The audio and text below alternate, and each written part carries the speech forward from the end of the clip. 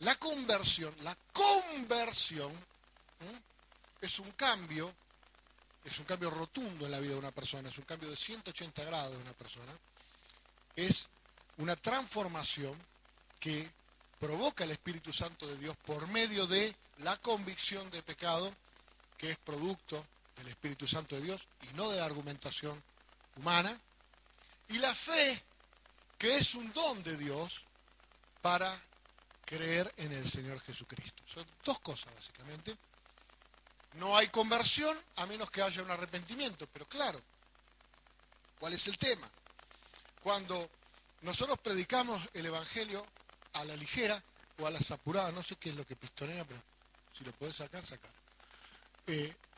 Cuando predicamos el Evangelio a la ligera, muchas de las personas tienen un concepto general acerca de la necesidad que tienen de cambiar de vida, pero no tienen un concepto general acerca de la seriedad de Dios respecto del pecado.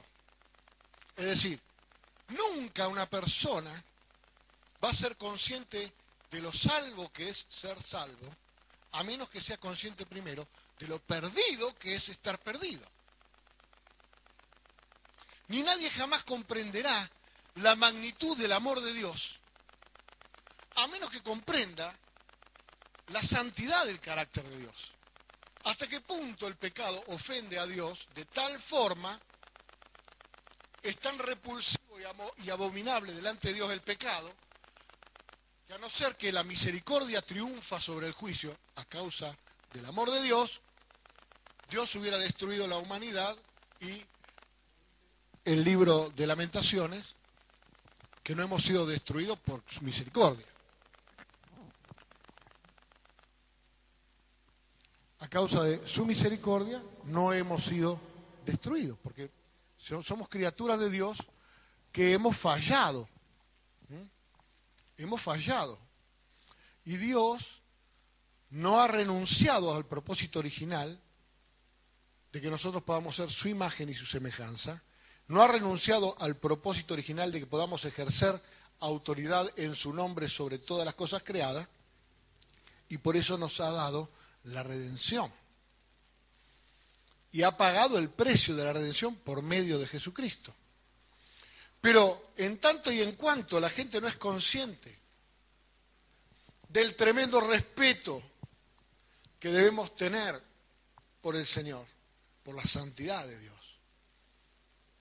lo distinto que es Dios de nosotros, lo inmensurablemente grande que es Dios comparado con nosotros, lo tremendamente suficiente que es Dios comparado con nuestra insuficiencia, cree que Dios es una mutual a la que yo me anoto un día y luego pago la cuota mensual.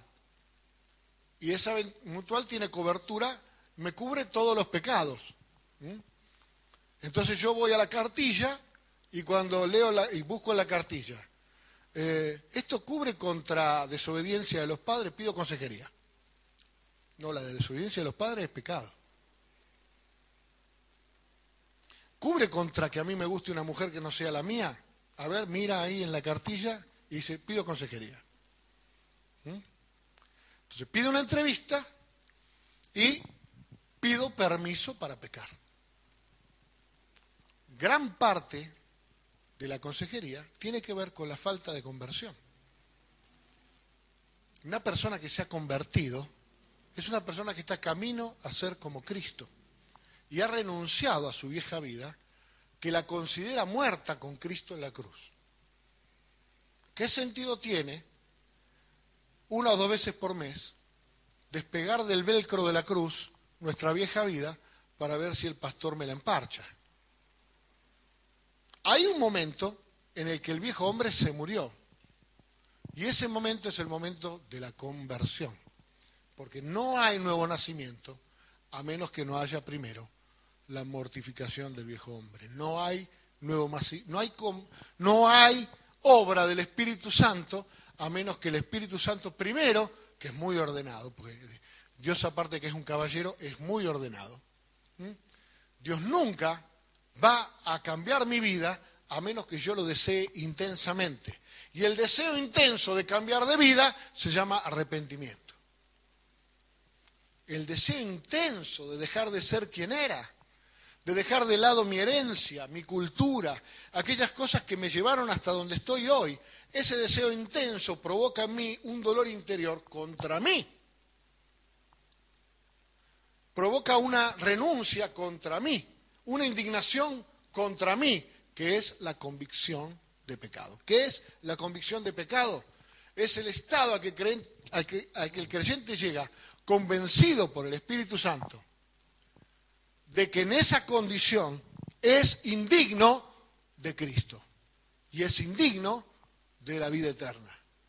Cuando se siente indigno de la vida eterna, cuando reconoce que es indigno de Jesucristo, entonces busca refugio en el único que puede hacerlo digno, en el único que puede cambiar su mente y su corazón para reconciliarlo con el Padre, y cree tanto que Jesús tiene el poder para hacer eso, que a eso se le llamamos fe. Y en esa convicción que tenemos de que solo Jesús puede hacer eso, la persona se salvó. Pero si yo le digo a la persona, le doy una solicitud de afiliación, mi mensaje, mi predicación del Evangelio es el resumen de una solicitud de afiliación a cambiar de religión, a cambiar de cultura o simplemente a cambiar de ambiente, porque en un ambiente de santidad se nota más el pecador, no obstante está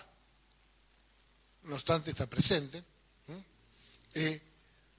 Yo no puedo llegar a predicar un evangelio con el costo que tiene predicar el evangelio, del compromiso de confrontación que tiene la predicación del evangelio para el pecador.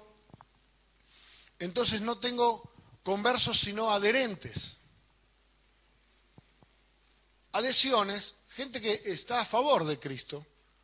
No obstante, estar a favor de Cristo, está también a favor de su viejo hombre. Y con un corazón dividido no se puede nunca experimentar la plenitud.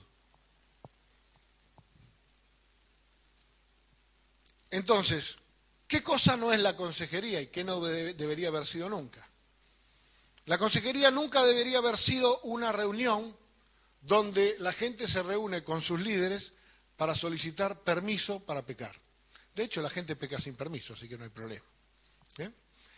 Pero, ¿qué cosa no es eso?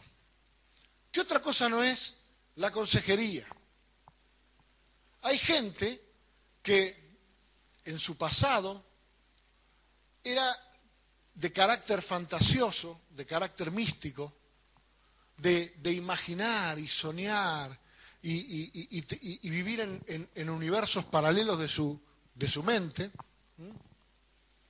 que normalmente se le llama eso delirio místico.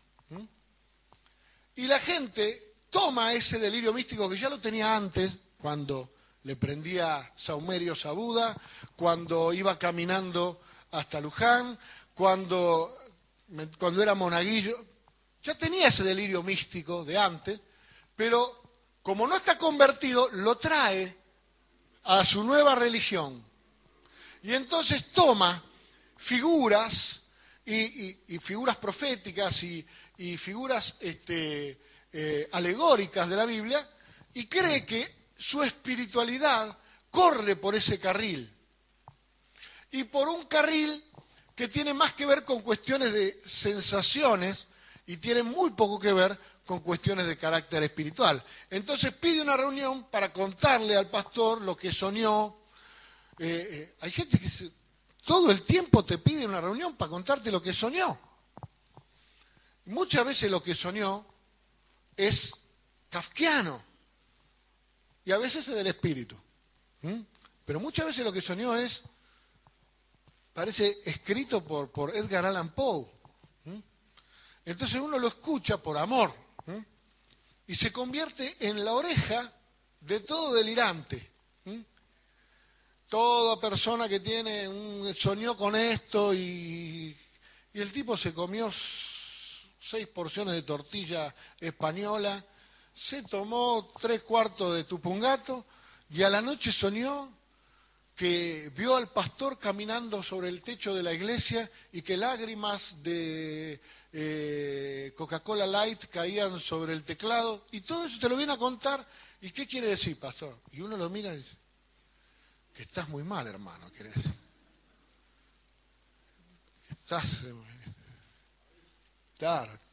Me has dejado preocupadísimo.